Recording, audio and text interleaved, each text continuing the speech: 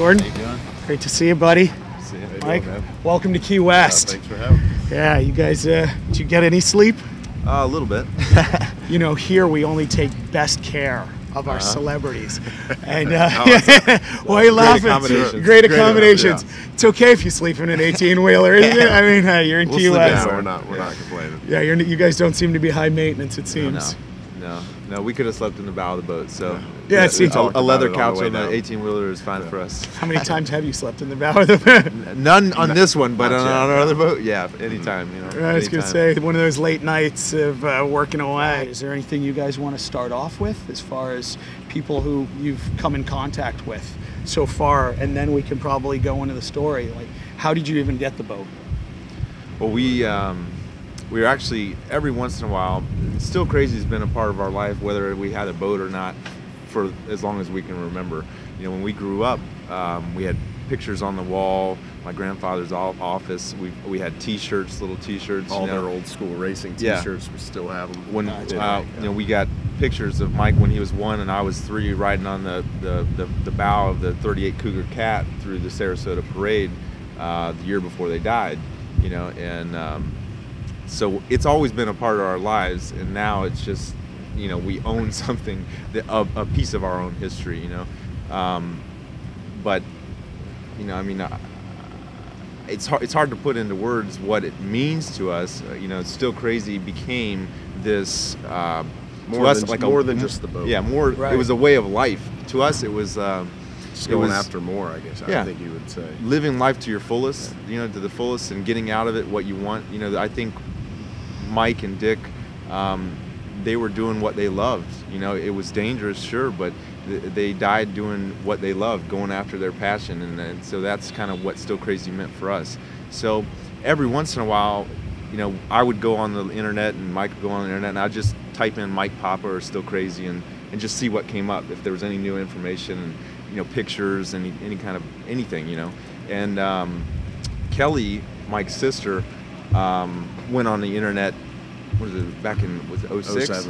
07? Yeah. Yep, and found Offshore Only, which the website, offshoreonly.com, and there was a couple threads on there, and she actually reached out originally just saying, you know, my father was Mike Poppa, did anybody know him, or any information, pictures, stories, you know, would just be amazing.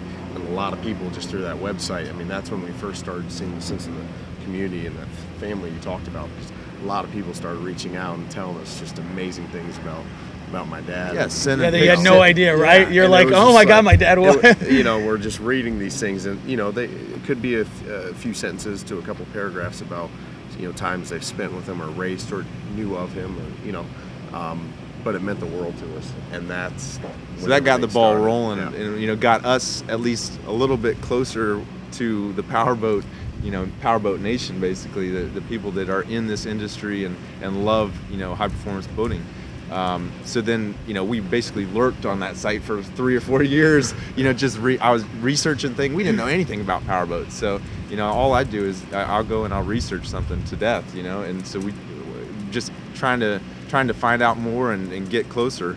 And then last year we were I searched again, came up with a new thread on Offshore Only, and it was by Cadillac McDaniel. He had posted on a thread that said, you know, Still Crazy has a new owner, and actually had his, you know, contact information on it. So I ended up, you know, finding that, and this is after, by the way, the year before we found out that this was even existing. You know, on the same thread, someone posted, you know, found this boat in a yard over in Jupiter, and which to say the least, to see that sitting, you know, we didn't even know it still existed. I was sitting when I brought that website up, and was my sister said it was just, and I was just, you know, beside myself, and I ran back to the office where Jordan was at. I was like, Jordan, you got to see this, you know, and it's like, oh, we had no idea God. it was still in existence, let alone still painted the same way. It had this original paint job on it, you know, tucked away in the corner of this boatyard, all beat up, but still just in its glory, you know. So it instantly became a dream for us that, you know, man, we just said to ourselves, that would be so awesome if we could, you know, own that boat. But just, you know, we didn't have the means at that time, and just it wasn't the right time, and we couldn't get a hold of who owned the boat. We didn't know who owned it. The person that owned it didn't post. They just, you know, said they found it. Somebody found it in a yard.